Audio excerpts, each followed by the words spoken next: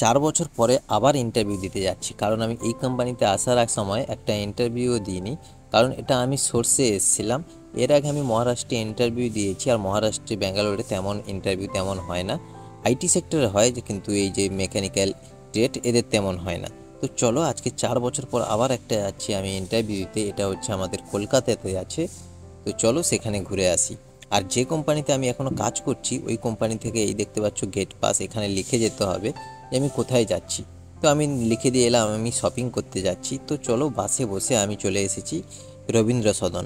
এবার রবীন্দ্র সদনে নেমে পায়ে হেঁটে যেতে হবে আমাদের ফ্যাক্টরিটা। এবার আমাকে লোকেশান পাঠিয়ে দিয়েছিল এবং ইন্টারভিউর জন্য আমাকে ইনভাইটও করেছিল। এবার মিনিমাম 2-3 জন গেছি। এখানে হচ্ছে যে পোস্টের জন্য খালি ছিল ওটা হচ্ছে প্রোডাকশন ইঞ্জিনিয়ার। এবার প্রোডাকশন ইঞ্জিনিয়ার মানে মিনিমাম স্যালারি মিনিমাম 30-35 থেকে স্টার্টিং হয়। এবার আমি এখানে ভাবছিলাম আমি হয়তো সিলেক্ট হতেও পারি। তারপরে সেখানে গিয়ে দেখতে পেলাম আমার থেকেও যারা বয়স্ক, যাদের এক্সপিরিয়েন্স বেশি, তারা আরও 2 জন এসেছে। তো ওখানে আমি কনফিডেন্স হারিয়ে ফেলেছি। এই যে বড় বড় বিল্ডিং দেখতে পাচ্ছ, এই বড় বড় সব বিল্ডিংরা ভাড়া নিয়েছে অনেক কোম্পানি। এবার ওই কোম্পানির হেড অফিসগুলো এই সব ফ্ল্যাটগুলোতে আছে। তো ওরা এখানেই আছে। আবার এইগুলোর মেন যেটা ইন্ডাস্ট্রি বা ফ্যাক্টরি আছে এগুলা ধুলাগড়, রানীহাটি ওই দিকেগুলাই আছে। তো চলো আমি এসে বসে পড়েছি ইন্টারভিউর জন্য, তো পুরো রেডি। তারপরে আমি চলে এসেছি জিপ মার্ট কোম্পানিতে। তো এখানে আমার ইন্টারভিউটা ছিল। তো এখানে আমাকে টাইম দিয়েছে 11টা থেকে 1টার মধ্যে আসতে হবে। তো 11টার সময় গিয়ে মিনিমাম 15 মিনিট লেগেছে। আর আমি তো রিটেন দিয়েছি, রিটেনে তো মোটামুটি ফেলই করে গেছি আমি যেটা মনে হচ্ছে। কারণ দেখুন 60 নাম্বারের কোশ্চেন ছিল আর আমাকে টাইম দিয়েছে 15 মিনিট। তাও যতটা সম্ভব আমি মাত্র 25% মতো পেয়েছি, ওখানে 50% পেতে হতো। তো চলো ইন্টারভিউ শেষে তো আমি এবার চলে এসেছি রবীন্দ্র সদনে। এবার অনেকটা তো চিন্তায় পড়ে গেছি, ইন্টারভিউটা তো সাকসেসফুল হয়নি। কারণ ভেবেই নিয়েছি ওরা যখন বলে দিয়েছে যে তোমাকে ফোন করে জানানো হবে যদি সিলেক্ট হও, কারণ বুঝতেই পারছো। কারণ আরও বড় বড় সিনিয়র আছে, সেখানেই আমি বুঝে গেছি বাবু এটা আর অসম্ভব ব্যাপার। তো চলো রবীন্দ্র সদনে এসে আমি অর্ডার করে দিলাম চাউমিন।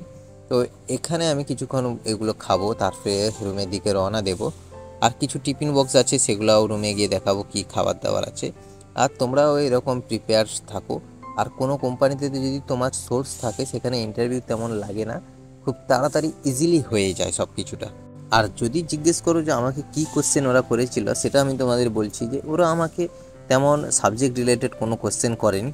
আমি যেই কোম্পানিতে প্রেজেন্ট কাজ করছি অ্যাজ এ সুপারভাইজার হিসাবে এবং কোয়ালিটি যে চেক করি এইসব কাজ কেমন, এবার আমি কাজ করতে কেমন পছন্দ করি, এবার আমি এই সব কাজ সুপারভাইজার পোস্ট হিসেবে করার পরেও আমি কেন নতুন একটা কাজ খুঁজছি এই সব জিজ্ঞেস করছিল।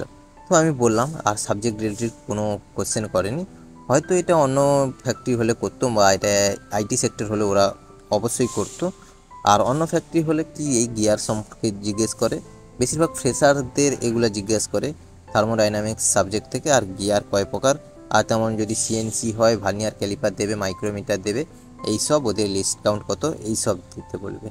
তো চলো তোমরাও প্রিপেয়ার থাকো, আর একটু ইংলিশ জানা থাকলে খুব ভালো হয়। চলো আজকের ভিডিওটা এই পর্যন্ত, এবার নেক্সট প্রিপারেশনের জন্য আমাকে রেডি হতে হবে। ভিডিওটি ভালো লাগলে তোমরা সবাই সাবস্ক্রাইব করে দেবে। Thanks for watching, by.